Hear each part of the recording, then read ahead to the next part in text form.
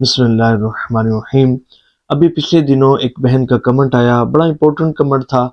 तो सोचा कि इस पर वीडियो ज़रूर बनानी चाहिए क्योंकि ये आपकी इस्लाह का भी ज़रिया बन सकता है। वो बहन कहती हैं कि मैं बीमार हूँ और मैं दुरूद पाक पढ़ी हूँ कि अल्लाह करीम इसकी बरकत से मुझे शिफा अता फरमाए। मेरे छोटे छोटे बच्चे हैं, अल्लाह करीम मुझे अपने बच्चों पर सलामत रखे।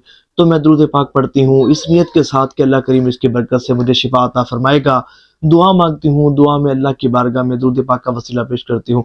अर्ज़ करती हूँ मौला के ये दुरूद पाक की बरकत से मुझे शिफा अता फरमा। तो शैतान मुझे वसवसा देता है कि मुझे इस तरह दुआ नहीं करनी चाहिए। तो कहती हैं कि क्या मेरा इस तरह दुआ करना ठीक नहीं है? तो इन बहन के कमेंट का जवाब भी मैं देता हूँ। तो सबसे पहले आप सब इन बहनों के लिए दुआ कीजिएगा कि अल्लाह करीम इनको शिफाए कामिला अजरा अता फरमाए, इनको सेहत वाली, आफियत वाली, इबादत वाली ज़िंदगी अता फरमाए। देखें, एक बात आप याद रखिएगा कि कोई भी नेक अमल हो, कोई भी इबादत हो, कोई भी नेकी हो, उसको करते हुए 3 नियतें आपके ज़हनों में होनी चाहिए। अब जैसे कोई शख्स दुरूद पाक पढ़ रहा है, तो दुरूद पाक पढ़ते हुए भी 3 नियतें आप कर सकते हैं। सबसे पहली नियत ये है कि मैं दुरूद पाक इसलिए पढ़ रहा हूँ कि इससे मेरा रब राज़ी होगा, मैं अल्लाह की रज़ा के लिए और उसके हबीब सल्लल्लाहु अलैहि वसल्लम की खुशनुदी के लिए दुरूद पाक पढ़ रहा हूँ। ये पहली नियत हो गई। दूसरी नियत ये होनी चाहिए कि ये जो मैं दुरूद पाक पढ़ रहा हूँ, दुरूद पाक पढ़ने से मुझे अल्लाह करीम सवाब अता फरमाएगा। अगर चाहे दुरूद पाक पढ़ते हुए ये नियत ना भी हो तो सवाब मिलता है। मैं वैसे एक बता रहा हूँ कि हर एक नेकी, कोई भी नेक आप काम करें ना, तो उसको करते हुए ये नियत भी आपके जहन में हो कि इस अमल को करने की बरकत से अल्लाह करीम मुझे सवाब अता फरमाएगा। और तीसरी नियत ये होनी चाहिए कि कोई भी नेक काम करें, कोई भी इबादत करें, कोई भी नेकी का काम करें, दुरूद पाक पढ़ें, तिलावत कुरान करीम करें, ज़िक्रुल्लाह करें, गरीबों की मदद करें, कोई भी भलाई और खैर का काम करें, तो उस काम को करते हुए आपके ज़हन में ये बात होनी चाहिए कि अल्लाह की रहमत से, अल्लाह ने चाहा तो यही काम मेरे लिए ज़रिया निजात बन सकता है, मेरी बख्शिश व मग़फ़िरत का ज़रिया बन सकता है, और यही काम अल्लाह ने चाहा तो मुझे जन्नत में ले जाने का ज़रिया बन सकता है।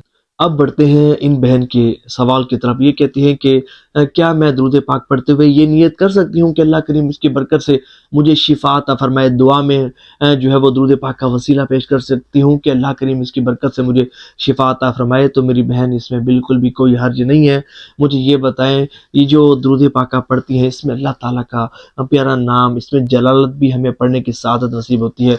हुजूर सल्लल्लाहु अलैहि वसल्लम का नाम इसमें गिरामी भी हमें पढ़ना नसीब होता है। और देखिए, हुजूर सल्लल्लाहु अलैहि वसल्लम का नाम तो वो नाम है कि अल्लाह तबारक व तआला ने रोज़े अव्वल से ही अपनी मखलूक के लिए इस नाम को ज़रिए निजात बना के रखा है।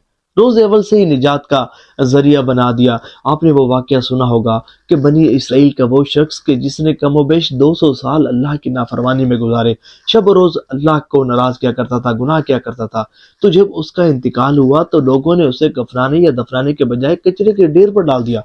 तो अल्लाह के शान वाले नबी हज़रत मूसा अला नबीना अलैहिस्सलाम की तरफ रब करीम ने वही फरमाई, हुक्म हुआ कि हमारे एक महबूब बंदे का इंतकाल हो गया है और लोगों ने उसे उठाकर कचरे के ढेर पर डाल दिया है।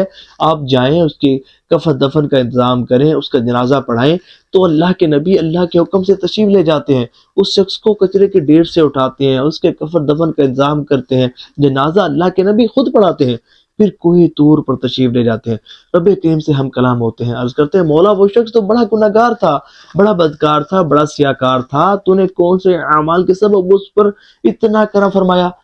तो अल्लाह करीम ने फरमाया, मैं जानता हूँ कि ये बहुत गुनाहगार था, बहुत बदकार था, लेकिन एक मर्तबा इसने तौरात शरीफ खोली थी, उसमें मेरे हबीब का नाम नामी पढ़ा था, मेरे हबीब के नाम को पढ़कर मेरे हबीब के नाम को चूमा था, मेरे हबीब के नाम को चूम कर मेरे हबीब पर दरूद पड़ा था।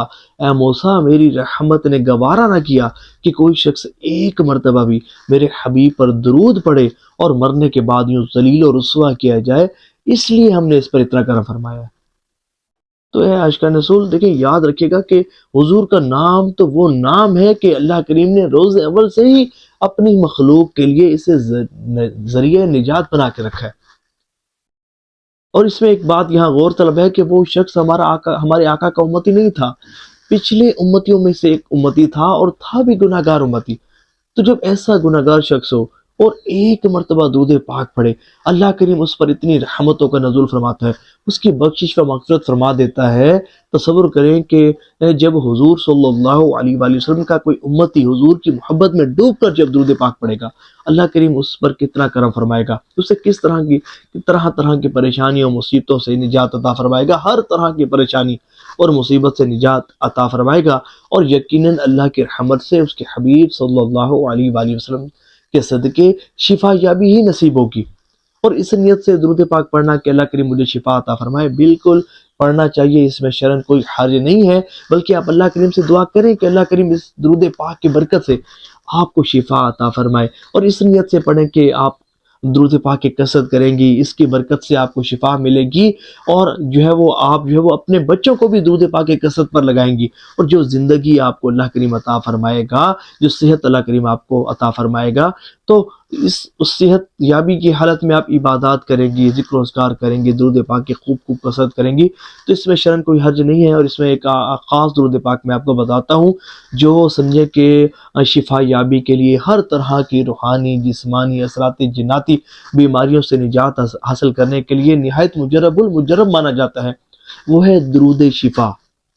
آپ کوشش کریں کہ کم از کم ایک تسبیح آپ نے توجہ کے ساتھ اس کی پڑھنی ہے، پانی پر دم کر کے اس کو پینا ہے۔ اگر درود شفا اگر آپ وہ زعفران کے قلم سے لکھ سکیں، یا کسی ایسے پوائنٹر سے، پین سے، کہ جس کی سیاہی وہ سمجھے کہ پانی میں مکس ہو جائے، لیکن یہ کہ وہ نقصان دہ نہ ہو، تو آپ لکھ کر اس کو اس پانی میں ڈال کر دم کیے ہوئے پانی کو پئیں تو اللہ کریم کرم فرمائے گا۔ یقین مانیے یہ جو درود شفا والا پانی ہے، درود شفا کے دم والا پانی ہے، یہ ہر طرح کی بیماریوں سے نجات حاصل کرنے کے لیے نہایت مجرب ہے۔ کسی کو اگر جادو ٹونا، سحر، جنات، اثرات کے معاملات ہیں، نظر بد ہے، کسی بھی قسم کا روحانی جسمانی معاملہ ہے، آپ درود شفا خود پر دم کریں، پانی پر دم کر کے پئیں، اور وہ اس کو درود شفا کو لکھیں، پانی کی بوتل میں ڈال دیں، پھر آپ اس پانی کو پئیں، ساتھ ملاتے جائیں، جیسے پانی ختم ہو دوسرا پانی ملا لیا، روزانہ آپ دم کریں، اس پانی کو پئیں، اس پانی کو ہی پینے کو معمول بنائیں، بچوں کو پلائیں، بچوں کے حافظے بھی مضبوط ہوں گے، روحانی جسمانی بیماریوں سے بھی نجات نصیب ہوگی، اللہ کریم کی خاص رحمتوں کا نزول ہوگا۔